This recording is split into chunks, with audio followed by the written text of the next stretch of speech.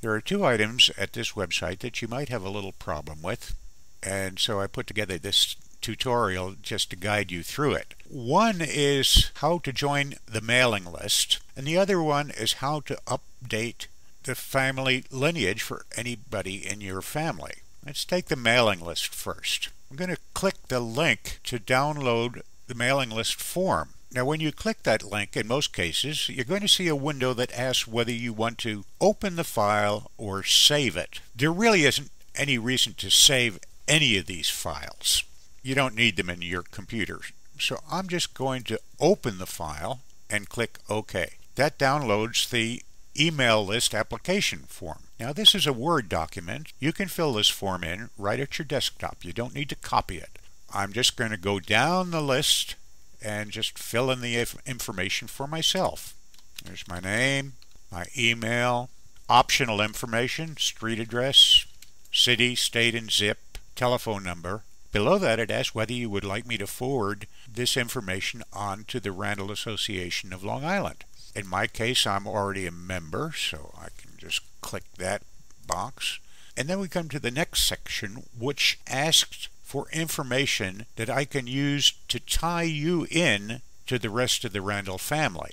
In my case, I am in Generation 10.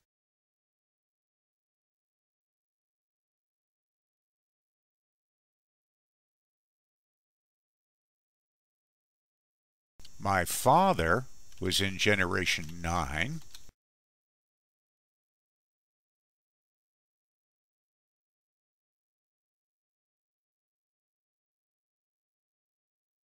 And my grandfather was in Generation 8. Now when I look at what you filled in here, that should give me sufficient information to tie you into the Randall family tree. If you don't know what generation you belong to, just take your best guess. As long as you have some ancestors here that I know about, I can tie you into the Randall family tree. Down below here is a text box in which you can enter any comments that you think might be of interest. Once the form is completed, take your cursor, hold the left button down, and copy this whole form sheet.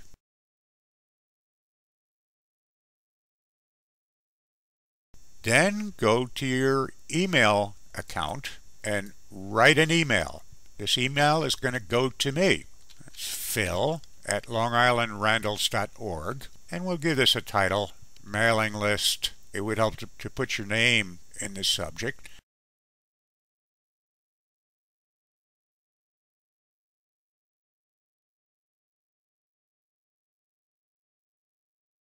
And then in the body of the email, we're just going to paste that form sheet from the clipboard into the email. So now the entire form sheet is in the email to me, or you just click send and we're done. So now we're done with this form and we can close it.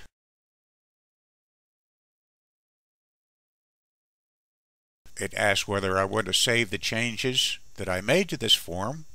I'll click no, and then I exit Microsoft Word. So that's how you fill out the mailing list form.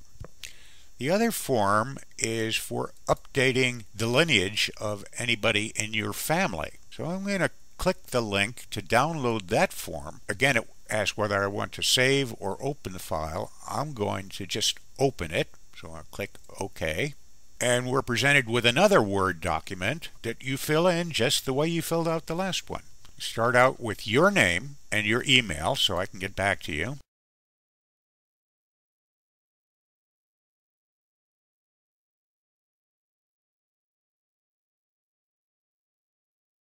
And then it asks, whose lineage are you updating? I'm going to pick my brother in this case.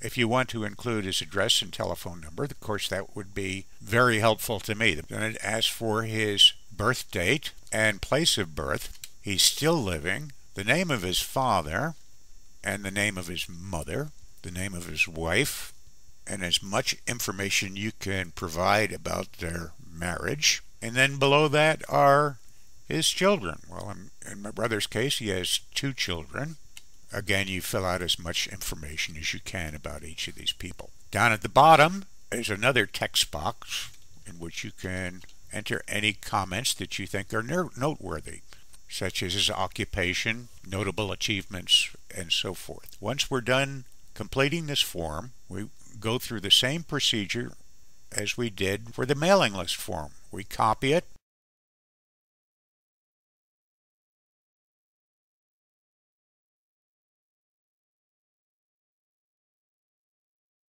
we go to our email provider, write a letter to me, Phil at longislandrandalls.org, give it a title, Lineage. And in this case, I would put the name of my brother into the title block.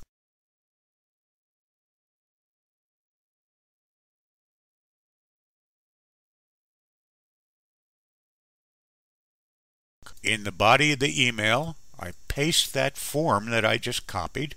So the form is now in the email, it's all set to go, and I send it. Once we're done, we can go back to this form and send similar information for anybody else that you want to update. Of course, we have to clear all of this information and we start all over again. When we're finally finished, we close the program and exit Microsoft Word. There is one extra piece of information that I'd like to give you. When you try to download one of these files, you may not be presented with this dialog box giving you the choice of either saving or opening the file. It may be that with your operating system, it's just going to download the file into your computer and automatically open it. If it does that, that means that the file is now permanently in your computer. And I just want to show you where that file is. I'm going to download this form sheet again, but this time I'll click Save File just to show you where that file goes. Now the downloading is complete. Whenever you download a file from online, it goes into a download folder. And if you are in Windows 7, you can locate that folder by going to My Documents, and then over on the left-hand side of that window, you'll see a folder called Downloads. Give that a click. It takes you to your download folder. If you don't have Windows 7, you're not going to see this little folder over here. So you have to find it another way. And the way to do that is to just search for the file. I'm going to search for a folder called Downloads. Type in Downloads.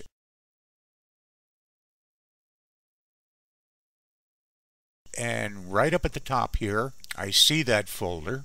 So I give it a click, and I'm back at my download folder. So now I want to locate that file in this list. The easiest way to do that is to sort this file by the date modified. I'll go over to date modified and give that a left click. So now all of these files are sorted. This file was the last file that was downloaded, and that is the file that I'm looking for, Update Family History. The reason I showed you how to locate this file if it gets saved in your computer is you may not want to keep it in your computer, or you may want to store it in some other location that's more convenient. So once you've located the file, give that file a right click, and in the dialog box you'll be presented with various options.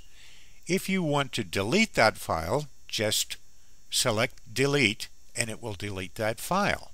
If you want to store it someplace else, here's how you do it. I'm going to store this file on my desktop, and I want to remove it from the download folder. So I'm going to select Cut, and now I'll go to my desktop, give any open space in my desktop a right click, and select Paste. That procedure removed the file from my download folder and placed it in my desktop. So that's all I wanted to cover in this video, and I do thank you for your attention.